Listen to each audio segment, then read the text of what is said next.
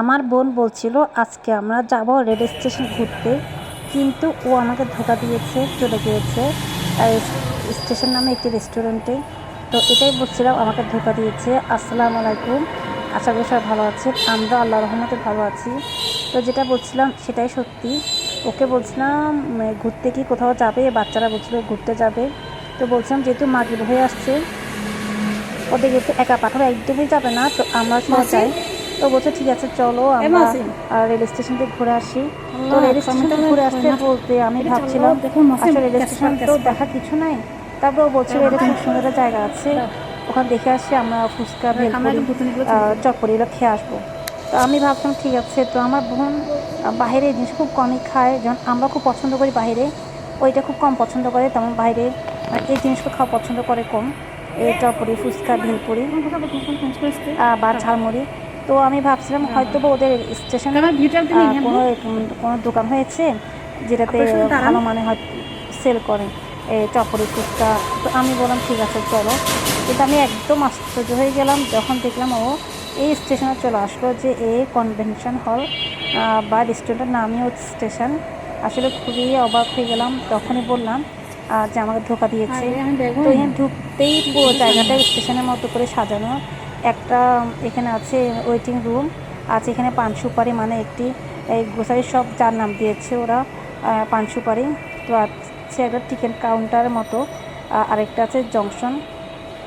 আর ঢুকতে এখানে হালকা একটা মিউজিক বাজে, যেটা আমি আসলে স্কিপ করে দিচ্ছি। এখানে ট্রেনে হুইসেলের আর ট্রেন যারা শব্দ থাকে, যেটা অনেক বেশি ভালো লাগে।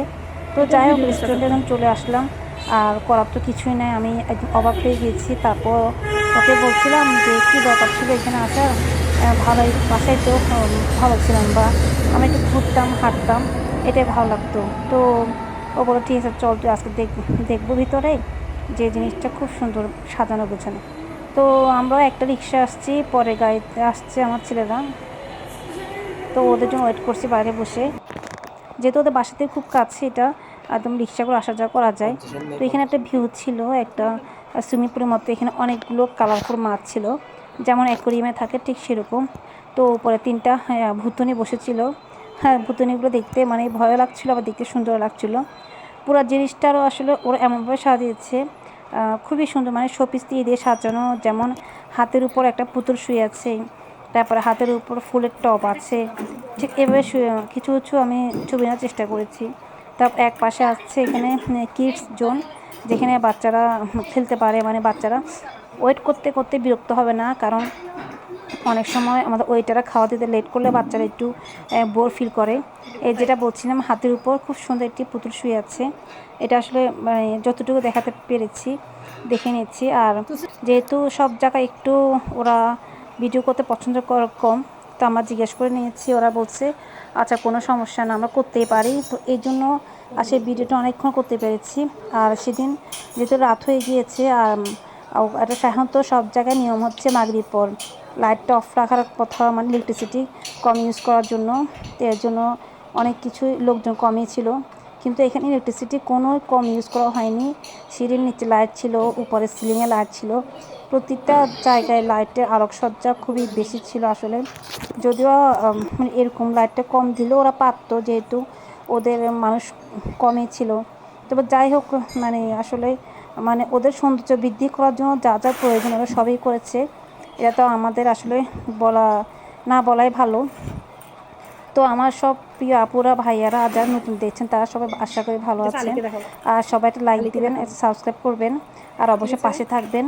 আর ইচ্ছে হলে একটু বেশি দেখবেন, দেখতে দেখতে তো একটা সময় অনেক বেশি ভালো লাগবে। আর আমরা যদি একজনের পাশে থাকি সবাই এগিয়ে যেতে পারবো, কারণ আমরা যে প্ল্যাটফর্মে আছি এটা এমন না যে এখানে ফার্স্ট সেকেন্ড থার্ড আমাদের হতে হবে। এখানে আমাদের প্রায় গ্রেডিং সিস্টেম, যেমন এখানে অনেক এ গ্রেড থাকে, অনেক GPA 5 থাকে, অনেক A+ থাকে। তো এটা নিয়ে এত ওয়ারিড হয়ে কেউ আমরা সাবস্ক্রাইব করতে ভয় পাবো বা দিব না বা লাইক দিব না, সেটা করার কোনো প্রয়োজন নাই। জানি না কারোর কাছে কথাগুলো খারাপ লাগছে কিনা, তারপরও আসলে আমার মানে মনে আসলো আপনাদের সাথে শেয়ার করলাম। তো আমরা আবার রেস্টুরেন্টে ফিরে আসি। এখানে এক পাশে আছে আইসক্রিম পার্লার, এখানে আইসক্রিম পার্লারটা ওরা খুব সুন্দর করে সাজিয়েছে, আছে দুটি দোলনা। যদিও আমার একটু দোলনায় বসতে ইচ্ছে করছিল, কিন্তু আসলে শাই ফিলিংস হচ্ছিল, তাই বসতে পারিনি। একটা ছবি আছে, ছবিটা এমনভাবে মিনি করে যাচ্ছে যে ওরা দুজন আইসক্রিম খেতে যাচ্ছে।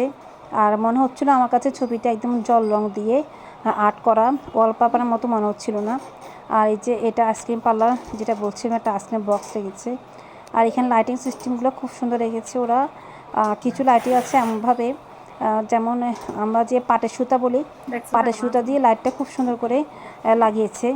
আর উপরে সিলিংটা আছে একদম পুরো সিলিং ওদের প্রায় ঘন্টা দিয়ে সাজানো। যখন একটু মানে বাতাস হয়, খুব সুন্দর টুং টুং শব্দ হয়। আর পাশে আছে আইসক্রিম পার্লারের পাশে আছে ওদের জুস পার্লার। ওখানে সব বিভিন্ন ধরনের জুস ওরা আমাদের সার্ভ করে। তো জুস পার্লারের সিলিংটা হচ্ছে, ওখানে সব জুসের মগ দিয়ে সিলিংটা সাজিয়েছে ওরা। গ্রাফিক্সটা আসলে ডিজাইনটা খুব সুন্দর। আমি যেটা দেখলাম মানে খুবই এখানে খুবই এনজয় করতে পারবে সবাই। এই যে দেখুন, ওই পাশে দেখা যাচ্ছে সিলিংয়ের মধ্যে সব জুসের গ্লাস, ওই পাশে জুস পার্লার। আর ঠিক মিডলে আছে ওদের আইসক্রিমের, যে আপনার অর্ডার দিয়ে আইসক্রিমগুলো আমরা নিয়ে বা বানিয়ে রাখি, সেই সিস্টেমটা আপনার বলার সঙ্গে সঙ্গে প্রায় ওরা তখন 3-4 রকম আইসক্রিম অ্যাড করে বানিয়ে দিবে। আইসক্রিমটাও খুব টেস্টি। তো নিশ্চয়ই সবাই দেখে বুঝতে পারছেন জায়গাটা কেমন। জায়গাটা আসলে খুব সুন্দর। তো আমরাও ওদেরকে অর্ডার দেওয়ার পর বসে আছি, যে আসলে যখন আসবে তখন আমরা বসবো। তো আমরা এখানে অর্ডার দিয়েছিলাম লাচ্ছা পরোটা, তারপরে এখানে ছিল যে কি গ্রিল চিকেন, আর হচ্ছে ছিল এখানে ধনেপাতা আর কাঁচামরিচের সস। এই দেখুন চামচটা কত সুন্দর করে সাজিয়েছে। এখানে ছিল চিকেন মশলা আর ছিল বাটার নান। তো ওদের সবচেয়ে বেশি টেস্ট ছিল ওদের বাটার নান, ধনেপাতা কাঁচামরিচ সস, আর ছিল চিকেন মশলাটা। তো ওদের আসলে চিকেন গ্রিলটা কমই টেস্ট লেগেছে আমার কাছে। তো অবশ্য আমার বোনের কাছে, বাচ্চাদের কাছে টেস্ট লেগেছে, তাহলে নিশ্চয়ই টেস্টি ছিল। কারণ আসলে একজনের ফ্লেভার তো একজনের কাছে একরকম টেস্টি লাগে, সবার কাছে সব কিছু নাও ভালো লাগতে পারে। তো আমরা সবাই এখন প্রায় সার্ভ করে খাওয়া দাওয়া শুরু করেছি। এই যে আমার বোনের ছেলে, আমার ছেলে সবাই শুরু করেছে। তো ওরা সবাই বলছে খালামণি আর ছবি তুলবো না, আমরা এখন আর ভিডিও করবো না, ছবিও তুলবো না, একটু খেয়ে নিয়ে। কারণ ওরা নাকি আমার ভিডিওর জন্য মানে খাওয়া স্টক করতে পারছিল না। ওরা একদম ভিডিওর সময় কেউ আসবে না, আমার ছেলে বলতো ওরা ছেলে 4 জন 5 জন কেউ। তো এর মধ্যে যতটুকু নিতে পেরেছি নিশ্চয়ই বুঝতে পারছেন। তো আমি গিয়েছিলাম আসলে ফেনীতে দক্ষিণ ডাক্তারপাড়া। যদি কখনও আপনাদের ফেনীতে কেউ গিয়ে থাকেন, অবশ্যই রেস্টুরেন্টে ঘুরে আসতে পারেন। ওখানে আসলে অনেক সুন্দর একটা পরিবেশ, খুব সবাই মিলে খুব ভালো লাগবে সবার কাছে, অনেক বড়টা এরিয়া। আর আমরা দোতলা গিয়েছিলাম, তো দোতলা আমরা বসিনি আসলে, কারণ নিচেও খুব খালি ছিল, এই জন্য যাওয়া হয়নি দোতলায়। দোতলার লোকেশনটাও মানে খুব সুন্দর, মানে ভিউটা খুব সুন্দর। ওটা এমনভাবে দিয়েছে, যা খুব সুন্দর দিয়েছে। আসলে পুরো ক্লিপটা সেটা নেওয়া হয়নি ঠিক মতো। তো সবাই খেতে খেতে কথা বলছিল, আর আমিও একটু টুকটাক ভিডিও করছিলাম, যে যখন ওদের কাছে ভিডিওটা দিয়ে হয়তো বা ভিডিওটা কাঁপবে না, তা নাহলে করবে না, তখন ডিস্টার্ব করবে।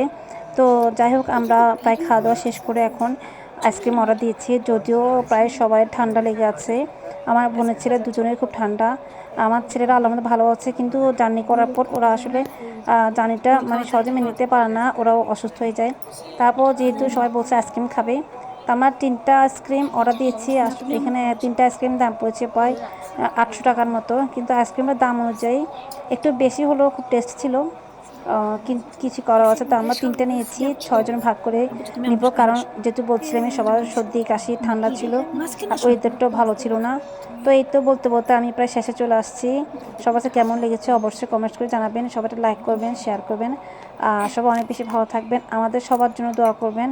আর আমার অসুস্থ বোনের জন্য অনেক বেশি দোয়া করবেন। আজকে আমাদের বিদায় নিচ্ছি, আল্লাহ হাফেজ।